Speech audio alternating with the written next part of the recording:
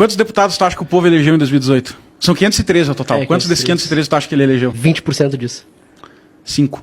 Em 2018, 27 deputados dos 513 deputados foram eleitos dependendo do voto direto. Eleito do que a gente entende de eleição, do tipo, o cara que mais ganhou Tu chegou voto... na urna e escolheu um cara, tá? Só 27 foram eleitos desse jeito que tu tá imaginando. Entendi. Porque quando tu bota o voto na urna, o que acontece não é Colegiando. computar direto pro deputado, computa pro partido. E aí nisso tudo tem uma fórmula. 18 cálculos depois se distribuem várias cadeiras do Congresso para os partidos e os partidos ocupam isso conforme os votos.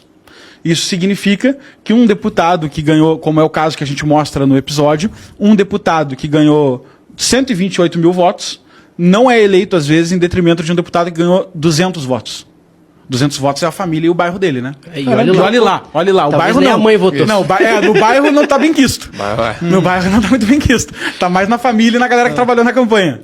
No bairro já não acha boa ideia.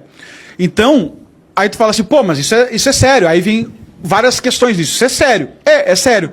No Brasil, na eleição de 2018, 95% não foi eleito dependendo desse voto. 95% da política, do Congresso, dos parlamentares, foram eleitos com redistribuição de voto dentro dos partidos. Ou seja, a gente não escolheu essas pessoas.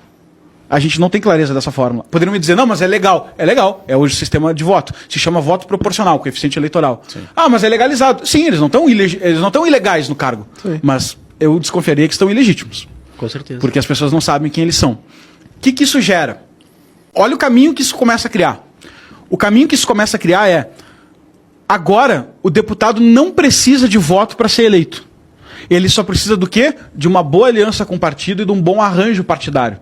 Porque se ele tiver num partido em que vai ter um deputado como o Tiririca, que puxa 1 milhão de votos, significa que o Tiririca vai botar mais uns 6 candidatos com ele, que não precisam ter votos. Vão usar os votos do Tiririca para se eleger.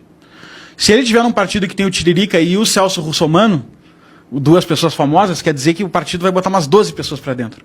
E aí é natural que se crie um incentivo de criar vários partidos.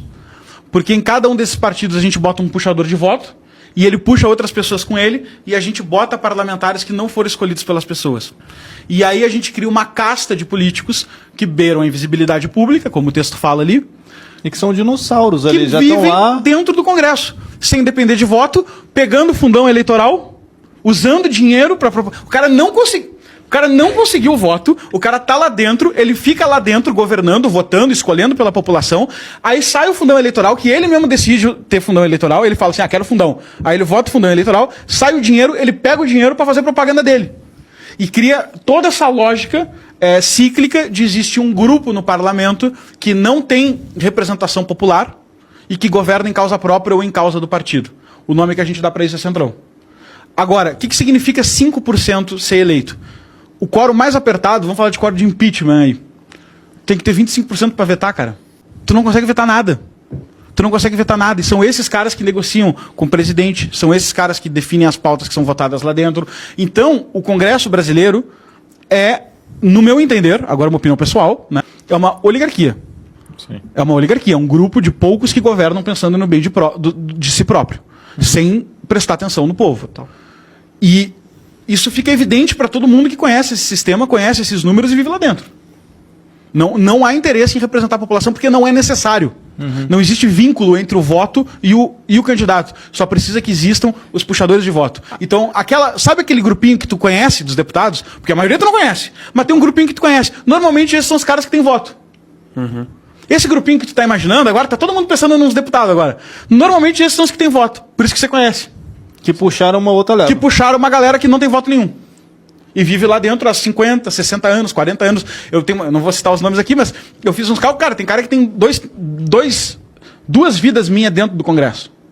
O cara, ele fica mudando, né? Ele vai pro partido, ele vai pra chefe do partido, ele vai pro não sei o quê, ele vai pro Senado, ele tem uma influência dentro do partido ali, mas não recebe necessariamente esses votos e não recebe. Não depende deles. Sim. Mas ele escolhe. Aí os chefes, os donos de partido, viram pessoas extremamente poderosas. Porque eles definem. Tu quer te candidatar, Arthur? Eu falo o seguinte, olha, no meu partido tu vai ser eleito. O que tu me dá em troca? Tu vai votar assim? Tu vai votar assado? Tu vai devolver o fundão? Como é que tu vai fazer? Vira uma moeda de troca. Vira uma moeda de